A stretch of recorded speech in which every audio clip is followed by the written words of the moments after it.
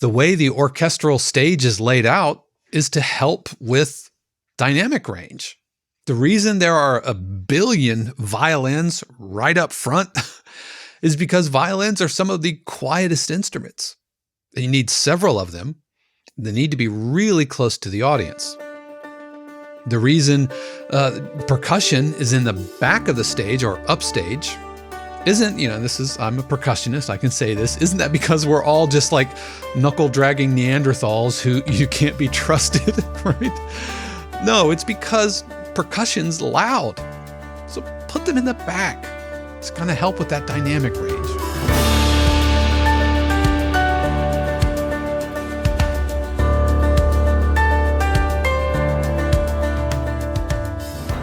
What is happening, everybody? This is Dave Croft, and welcome back to another episode of the 52 Cues podcast, a weekly podcast dedicated to all things production and library music, where we talk about industry topics and take deep dives into the different aspects of being a working production music composer.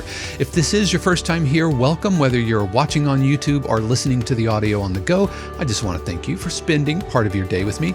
I also want to give a huge word of thanks to the family, friends, and patron subscribers of 52 Cues who help keep the podcast, the channel, and everything going. See, we are 100% community supported, so you're not going to hear any embedded ads for meal plans, plugins, or earbuds. But if you want to learn more about how you can support 52 Cues while also unlocking subscriber perks like live streams, workshops, Zoom feedback sessions, and a ton more, then be sure to click on the links in the description for more information. One of the things that's a real challenge for us production music composers is we have to do so much of the mixing and mastering process ourselves. I mean, I've had nearly 800 cues published to various libraries, and I can count on one hand the number of times that I've done the final mix and master myself. And I know there are some libraries out there who will do the mix and master for you, and that's really, really great. That's not been my experience. All of my placements, I am giving them a mix and master. Now, some of them might take take the cues and do a little sweetening or something, but in my experience, I am doing the mixing and mastering myself, which, to be honest, feels a little scary because I'm just a drummer, right? I started in sixth grade band. I never considered myself like a tweaker engineer. I never really felt like diving into the whole back end mixing process. I've learned everything that I know about mixing kind of on the job, kind of backed into it, which presents some challenges because I learned so much by watching YouTube videos, Lynda tutorials, or like Mac Pro videos. And there are so many amazing resources out there, but it can be really overwhelming. At least I've found that. It's almost like you learn this one trick and you're like, okay, I've got to use that. Then you learned another thing. Oh, I've got to do that. Oh, now you learn this. Oh, And so by the time you get a little bit down the road, you feel like every single cue that everything you ever write has to have all of these mixing and mastering processes and EQs and compressors and gain staging, and it can be super overwhelming. But I want to encourage us. And what I want to talk about today is being a composer first when we are approaching our mixing and mastering process. Composer first mixing. And I want to unpack three areas of the mixing process that we can approach from a technical aspect or technical perspective with technical solutions, but provide also musical solutions, orchestration, arrangement solutions. Because I feel, and my experience bears out, that if I approach the mixing process musically first, then there's a lot less technical shenanigans that I have to try to pull off. Because I don't have to apply everything I've ever learned on every single track, every single channel, on every single cue. So we're going to break down three main components. First, balancing and frequency distribution. Then dynamic range and compression. And then finally, stereo placement and depth. So balancing and frequencies, dynamic range and compression, spatial placement, and depth. Those are the three areas I want to address. And we'll talk about the technical solutions, and then I want to give you some of my musical solutions. So first, balancing levels and frequencies. Basically, frequency distribution, how all of your sounds kind of fit together, how they snap together. And from a technical aspect, and how we solve that technically in the mix is by the use of EQs. You have a marimba and a piano on top of each other, playing the same type of pattern in the same frequency spectrum, and you apply EQs to each. You give this part to this channel, this part to this channel, complementary EQ curves so that everything kind of fits together. And that's all well and good. But I don't think that's the most musical solution. You can also, technically, you can also use a sidechain compression, sidechain EQ. So when this sound hits, if you have a kick and a bass, when the kick hits, the bass, a compressor engages on the bass, pushes it out of the way so you can kind of have your cake and eat it too. Again, perfectly fine. But what if we approach the frequency distribution and balancing musically first? What does that look like? Well, the first thing we can do is our instrument choices. If you have a piano and an electric piano in your mix and they're right on top of each other, then maybe we change those instruments out. Maybe find instruments that complement each other, not instruments which are in the same frequency range. It's going to help minimize masking issues and make it significantly easier to balance. If you're giving a melodic part to the strings in your mix, then your high strings, let's say, and you want an accompanying figure, don't put the accompanying figure in the violas or the second violins or create another violin part. It's going to step on each other. It's going to clash. You're not going to be able to really hear either one. So changing instruments that complement each other so that they don't automatically step on each other. If you have a guitar part, don't have a competing part like on a harp. If you have an 808 bass, probably don't want a big, dense, low-end kick. And yes, you could go in and adjust the EQs so that they're all chopped up. That's fine. But what if you just pick a different kick sound? What if you use a kick that has a higher pitch just to begin with? Find instrument groupings that fill out the frequency spectrum that complement each other before you even touch the EQs.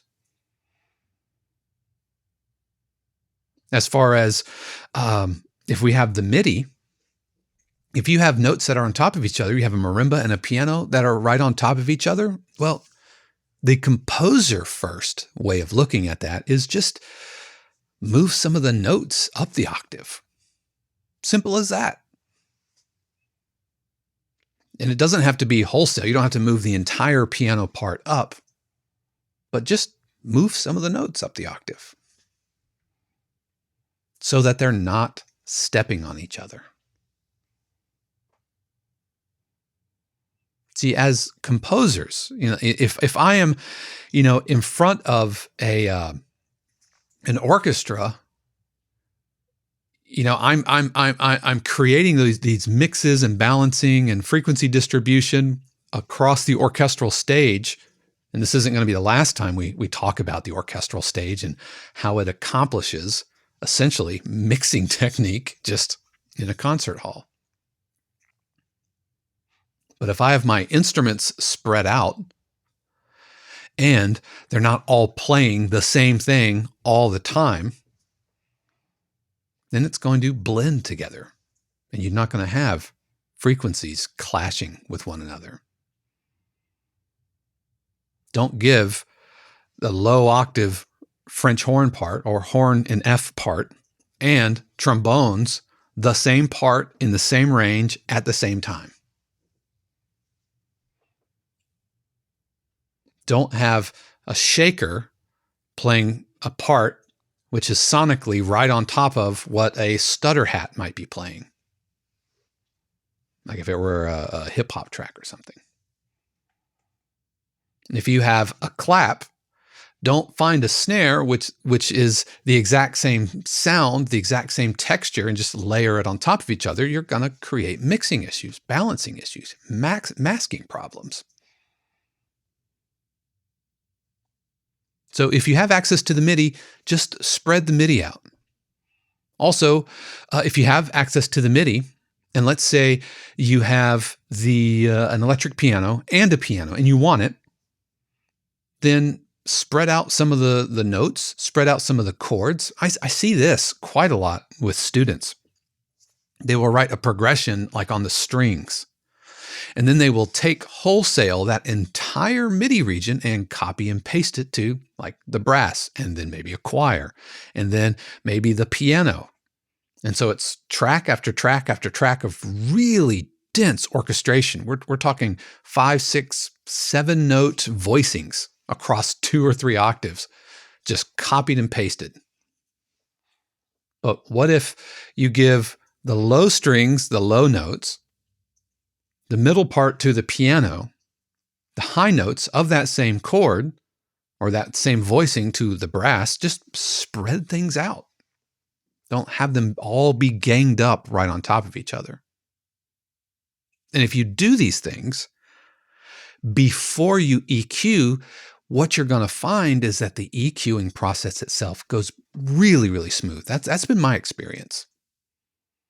I think we get so trapped into these are the parts, we've written them, and I know from watching over here that if I have a kick and a bass on top of each other, I should EQ them, complementary EQ curves, I should automatically go to a sidechain. But if we can take a musical approach, do some different instrument choices, make our arrangement itself so that they're not playing at the same time, and spread out the voicings of competing frequencies, the mix almost takes care of itself. If you've ever watched any of my live streams or seen any of my my breakdown videos, you'll see I use very little, compressors, very little in terms of like EQing. It's one EQ. Maybe if I need to get surgical, I'll use like the stock Logic plus the FabFilter Pro Q3, maybe some side chaining, but that's after I've done these musical solutions first. So think back to the last time you had a mixing problem and ask yourself, what would a musical solution to that have looked like? Chances are one exists, especially if you're dealing with MIDI. MIDI instruments, as composers, we have that freedom. We have the freedom to move things up the octave. But even if you have audio, you could still do some of that, like with pitch shifting and all of that. So that's how I solve balancing and EQ issues with instrument choices, arrangements, harmonic spreading. Yep, that takes care of those. So now let's talk about dynamics and compression. And the first technical response is right there. using a compressor or a limiter. You have a cello part that's too loud, just throw a compressor on there. You have a snare transient popping out of the mix, then throw a limiter on there, no problem. And that does solve that problem. It will. You have a section where the piano gets too loud, just a fader automation, no problem. That's a technical response to a dynamic problem. But that's not the most musical response. Most MIDI instruments will respond to MIDI program changes, MIDI commands, and I'm talking commands that you know, commands like velocity, commands like modulation, expression. Because something happens with good MIDI instruments, like let's say our cello example, something happens when we adjust the velocity of a cello. Because let's actually back up. If I have a cello part that's too loud, do I want that performance just quieter? Or do I want an actual quiet performance?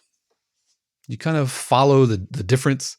Like if this were a live cellist in my studio, and in bar 5, you're too loud, am I just saying, I'll just turn it down? Or do I say, you know what, instead of a fortissimo performance, I want a mezzo forte performance?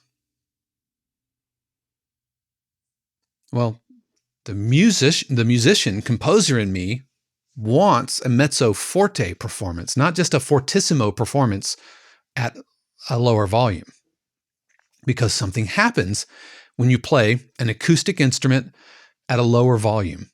It's not just the gain reduction, which is kind of a byproduct. What happens is that in the cello, the bow moves slower and the sound physically changes. A cello played in fortissimo is going to be brighter. The bow is moving faster. All of these overtones and harmonics just kind of explode out of the frequency spectrum. You could pull that up and look at it on a frequency analyzer. You can see all the upper partials and harmonics bloom out of the sound because of the way the string physically reacts to being played with more intensity. And our ears are used to hearing that. We know what that should sound like. So we hear a fortissimo performance. It conjures an emotional response. But when a cello is played quieter, the bow is moving more slowly. It's played with less friction across the bow. The frequency sounds darker, and the sound physically changes. And good string libraries will put that in. It'll respond to the velocity. Some libraries will respond to the mod wheel. Some libraries are programmed to respond to the expression. Whatever it is, changing that input will fire up different samples from the multi-samples. And so you're not just getting a fortissimo performance played at a quieter volume, you're actually getting a mezzo forte performance out of your samples because the sample engine pulls from the mezzo forte bank of sounds instead of the fortissimo bank of sounds. It's even more pronounced if you go very, very quiet, pianissimo. So if I want a quieter performance, less velocities.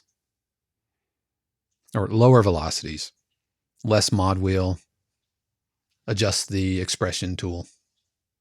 Yep. That will solve the need for putting a compressor onto my cello because the compressor is getting too loud, or automating my volume. Another example, let's go to our snare transient. In bar 5, the snare transient is too loud.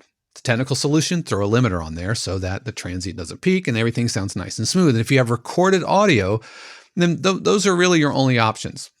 Throw a compressor, throw a limiter, or go in and adjust the gain or do some kind of technical fiddling to smooth that volume out. However, if I were recording a live drummer in my studio, I would say, let's take this again in bar 5, make sure not to hit as loud. The drummer hits quieter, get a quiet performance. How do we do that with MIDI instruments? We adjust the velocities. Because the answer to, if the snare drum is playing loud, always do this, isn't consistent, especially if you have MIDI instruments. You don't always have to sidechain kick and bass. You don't always have to throw a limiter onto a snare drum because that's what you do. No, the limiter is there to solve an acoustic sound problem. Likewise, like putting a gate on your tom, a noise gate on your toms. You do that to help contain any sympathetic vibrations. I guess you would put the noise gate on the snare. So if you hit the toms, it vibrates the snares on the snare drum, and you could get sympathetic vibrations. The snare buzzes when you hit the toms. The solution isn't always put a noise gate on your snare. That is solving an acoustic problem that with MIDI instruments we often don't have. Now, parenthetically, a lot of high-end drum set libraries like Superior Drummer, they'll actually bake in the sympathetic vibrations to the snare sounds. And at that point, maybe you would need to put a gate on there, which kind of, yeah. Anyway, that's too much work for me. It's a bridge too far. If I'm going to go through the headache of applying all of the processes onto a MIDI instrument, then I might as well just mic up my drums and play them myself. But that's just me. It's one of the reasons that I have a hard time using Superior Drummer. It's a fine library, amazing sounds, but it's just a little too fiddly. And I don't have the bandwidth to fiddle with a drum mix that well, not like that, or for that long. So adjusting the velocities, adjusting the mod wheel, adjusting how the instrument responds on a MIDI level will adjust the performance of that virtual instrument from your virtual musician. It's going to sound more natural, give a more realistic dynamic range, taking care of the need for a compressor or for volume automation. And another thing, to help rein in dynamics and compression, or just your overall dynamics, sometimes you just need less parts.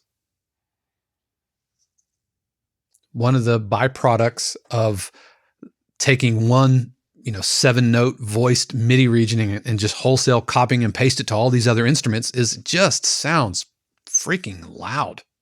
It's really hard to rein in all of those things. So say nothing about EQing and sidechaining and complementary. Forget all of that. It's just going to get loud. So removing notes will help with your runaway volume issues.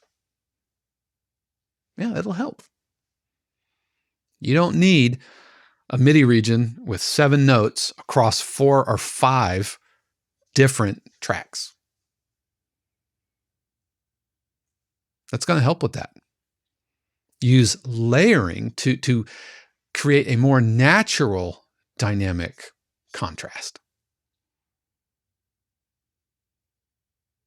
If you're writing a trailer track, the end is just going to sound denser and should sound denser due to more layers than just volume increasing. See, I do very, very little volume automation. I do all of my volume swells, all of my intensity builds, not with a technical response through volume automation or compressor automation or whatever. No, it's through orchestration. And that's what's happening when you see a conductor conducting an orchestra live. That's what's going on. They're waving their arms, and they might be conducting. Yes, they're kind of helping. They're helping keep time, but the conductor is really there to communicate the emotion that the players should be giving back. They should be projecting.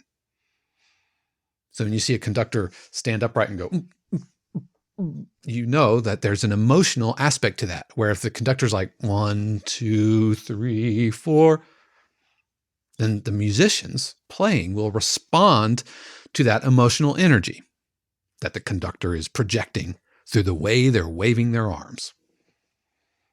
But if you've ever watched an orchestra and you've seen the conductor kind of do that, look off, well, what they're doing is mixing. They're mixing in real time, right before your eyes. In fact, the way the orchestral stage is laid out is to help with dynamic range. The reason there are a billion violins right up front is because violins are some of the quietest instruments. You need several of them. They need to be really close to the audience. The reason percussion is in the back of the stage or upstage isn't, I'm a percussionist, I can say this, isn't that because we're all just like knuckle-dragging Neanderthals who you can't be trusted, right? No, it's because percussion's loud. So put them in the back. It's going to help with that dynamic range. 100%. That's why the orchestral stage is laid out the way it is. One of the big reasons. We'll talk about another reason here in a second. Kind of following me? How we should think about musical solutions to mixing problems. If we start there, then the mix itself, I have found, is really easy to do. Minimal EQing, because I've done the work of instrument choices, arrangement, harmonic spread. Very light compression, because I've done a lot of the things a compressor needs to do. I've done that with velocities and modulation. Now, that's not to say that we shouldn't put EQs. We're just not depending on EQs to solve mixing problems or to solve all the mixing problems. And yes, we should have compressors in our mix. I'm not saying we shouldn't. We're just not depending on compressors to solve mixing issues, to solve all of our dynamic problems. I use compressors really to kind of tie everything together. I use compressors pretty religiously in two cases. One is on the master chain. It's part of my ozone. I use a compressor. I use a actual multi-band compressor alongside a limiter, or I think ozone calls it a maximizer. Gives you that final loudness. Those are two compression stages. The other aspect, or the other time I use a compressor, is if I have recorded audio. Because it's easier to throw a compressor to kind of smooth things out, smooth out the transients, than to go in and surgically isolate every transient, which might be over a certain threshold. It's just easier to throw a compressor on there. Kind of glue everything together, just smooth out the transients, makes it easier to mix. Those are the times I pretty faithfully will use a compressor. One other time where I will use side chaining to solve a problem is in a mix where I will have like trailer tracks that have an impact, like a big sonic boom.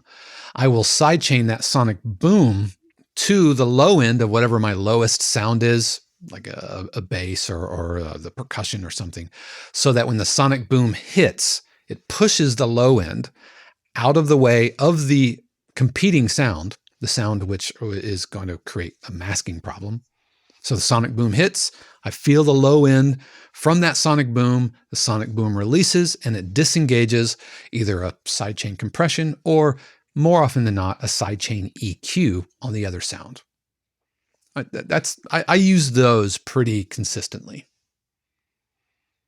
Otherwise, I'm solving mixing issues musically. And then finally, spatial placement and depth.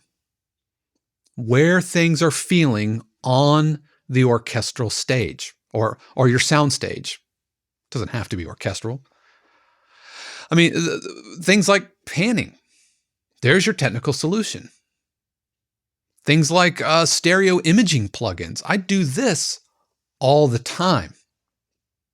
I do this in my hip hop tracks where I will have two hi-hat patterns, like right on top of each other, finding splice loops, and I don't want to trigger any content ID. I'll cut them up, overlap them, pitch them down, and have one straight down the center.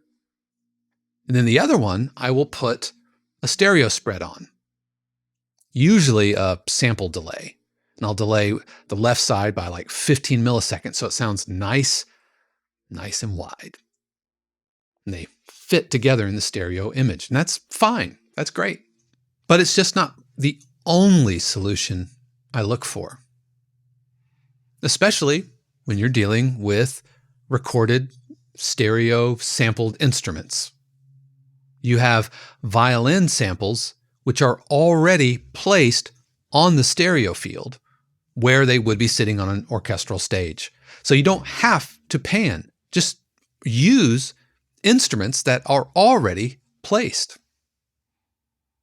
You don't have to exaggerate it. You have cellos, which are going to be stage left or, the right side. Lovely.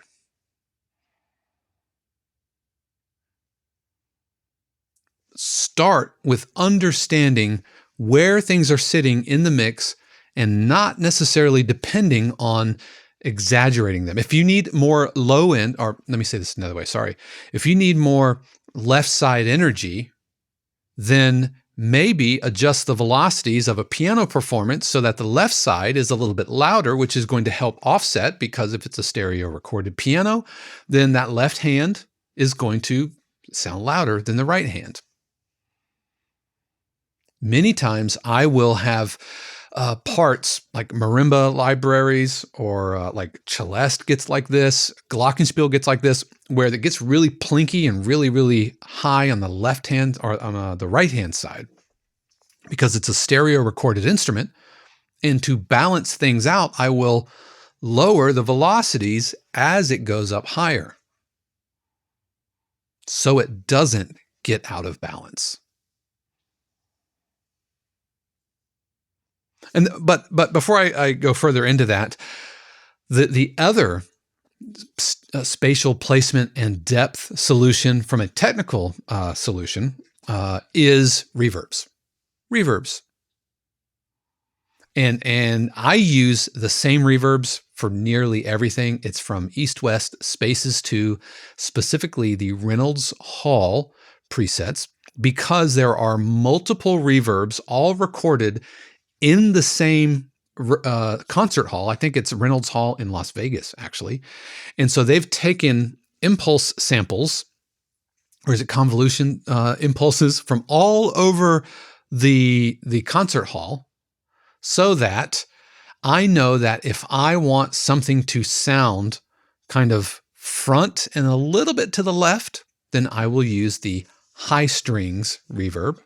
If I want something close and a little to the right, I mean, it's subtle, I'll use the low strings reverb. If I want something kind of middle center, I will use the woodwinds. If I want something far back and to the right, I will use the low brass. If I want something far and to the left, I will use the percussion. Again, they're all subtle, but I use those same reverbs for nearly everything. And the reason they work so well is not just because of the spatial placement, but since they're all recorded in the same space, they all work together. They blend seamlessly, no phasing issues, they all just work. So even though I might be using a synth patch, or I might have some kind of arpeggiated ostinato, which isn't like made with a real instrument, right? It's not a sample instrument. I will think, do I want it near or far, center or back? And I will mentally place it on the stage, on my sound stage, using that reverb, which mimics the orchestral placement. So I love doing that. And I find technical solutions to those things all the time, between using sample delays for stereo width, using reverbs. Yes. However, there are some ways that we can solve spatial issues musically. One of them is a little bit related to what we've already talked about, which is your parts, making sure that your parts fit together and aren't too far one side or too far the other. If you have way too much right side energy, then maybe don't give the double basses, which are already placed on the stereo image on the concert stage, don't give them the heaviest melody, or adjust the velocities. If you have a heavy left side mix, then maybe put something in the low brass to balance it out. Basic, techniques like counterpoint, so that the parts fit together and the parts are spread across the stereo image because of their natural recorded sounds, and it helps with that problem. Yep. It's very straightforward. But it's a musical approach using orchestration, arrangement, composing concepts to solve mixing issues. It's not a one-size-fits-all, and not every single compositional thing is going to work. At the end of the day, it's a mixture. You're bringing these things together. And what I'm hoping to encourage you to do is to explore both compositional solutions and technical solutions. And by bringing them together, the mix is going to sound better. You're going to have an easier time of it. And it's more sustainable. And I think more rewarding, coming from the musician side of things, the composer in me. I don't feel a lot of fulfillment from just technical responses. That's just me. That's just me. But I always search for musical solutions first, and I would encourage you to do the same thing. But what about you? Are there any mixing problems that you've run across that you have found musical solutions for? I'd love to hear from you. Let me know in the comments below. I do read all of those, and I would love to hear from you. But yeah, that is going to do it for me this week. Thank you so much for joining me. You definitely want to tune in next week, where I will be joined by composer and author Dean Krippaehne. We're going to talk about his journey and talk about his books, Write, Submit, Forget, Repeat, Demystifying the Cue, and Demystifying the Genre. So you definitely want to tune in for that. And if you haven't already, please, won't you join us over at 52cues.com? We would love to have you. And again, a huge word of thanks to the family, friends, and patrons, subscribers of 52 Cues who really make all of this possible. So I hope you've had a fantastic week, and remember that the universe has amazing plans just for you. Until next time, peace. The 52 Cues podcast is copyright 2023 818 Studios, all rights reserved. The music played on the podcast is copyright of their respective owners and is used with permission and for educational purposes only. For more information, including joining the community and submitting your cue for consideration on the podcast, head over to 52cues.com.